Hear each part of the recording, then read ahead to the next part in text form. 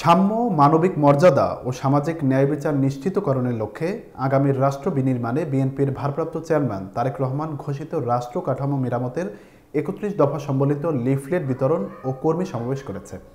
গাজীপুরের কালিয়াকৈর উপজেলার মৌচাক ইউনিয়ন বিএনপির অঙ্গ সংগঠনের আয়োজনে সিনাবহ বাজার এলাকায় এই কর্মী সমাবেশ অনুষ্ঠিত হয়। মৌচাক ইউনিয়ন ৪ নং ওয়ার্ড বিএনপির সভাপতি আবুল বাশারের সভাপতিত্বে প্রধান অতিথি হিসেবে উপস্থিত ছিলেন কালিয়াকৈর উপজেলা বিএনপির সভাপতি ভিপি মোহাম্মদ হেলাল উদ্দিন। এ সময় আরও উপস্থিত ছিলেন জাতীয়তাবাদী কৃষক দল কেন্দ্রীয় কমিটির সহ সভাপতি আনোয়ামা খলিলুর রহমান ইব্রাহিম, কালিয়াকৈর উপজেলা বিএনপির সিনিয়র যুগ্ম সম্পাদক মোহাম্মদ শহীদুল ইসলাম, সাংগঠনিক সম্পাদক আবিদুর রহমান খোকন, কালিয়াকৈর উপজেলা স্বেচ্ছাসেবক দলের আহ্বায়ক শামসুজ্জামান শিপলু বক্সি সহ বিএনপির নেতাকর্মীরা। দেখবেন যে জনগণের সমর্থনী সরকার শেখ হাসিনার সরকার, এই আমাদের এই হারুন বিএনপি নেতা আগে জন্মগ্রহণ করছে, এরা পরে জন্মগ্রহণ করছে, আপনারা জানেন, আপনারা কায়ুন এরকম অগণিত নাম বলুন। আমার নেতা সেই সমস্যা মজিবরকে আমি পরিচয় করে দিচ্ছি। আইনসভা বিচার বিভাগের কর্মক্ষমতার মধ্যে আমাদের কৃষক দলের স্বেচ্ছাসেবক দলের কালিয়াকৈর উপজেলার আহ্বায়ক জনাব শাহিনুজ্জামান শাহিন আমাদের বক্তব্য দেবেন।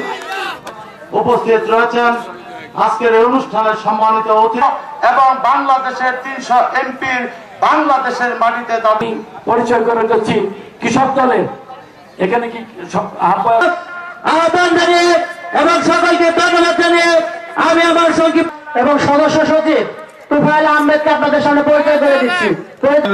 এই অনুষ্ঠানকে সার্থক করে জন্য আমার কারখানা ছাড়াই জনগণের ভালোবাসার সমৃদ্ধ একটা অবস্থা পরিস্থিতি বাংলাদেশে রাজনীতিকে কলুষিত করার জন্য যারা দলীয় শৃঙ্খলা আওতায় আসার কথা, তারা যত বিরোধিতা করুক না কেন, ৩১ দফা বাস্তবায়নের ক্ষেত্রে যারাই মিটিং করুক না কেন এই দলের, আমরা তাদেরকে কোনো ডিস্টার্ব করব না।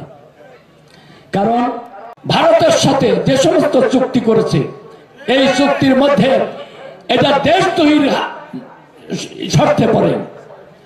আমরা এই সমস্ত কর্মকাণ্ডের তীব্র প্রতিবাদ জানাই। তারা বলেছিল ভিশন 41, কিন্তু আল্লাহর মায়ের দুনিয়ার ভাই 41 তো দূরের কথা।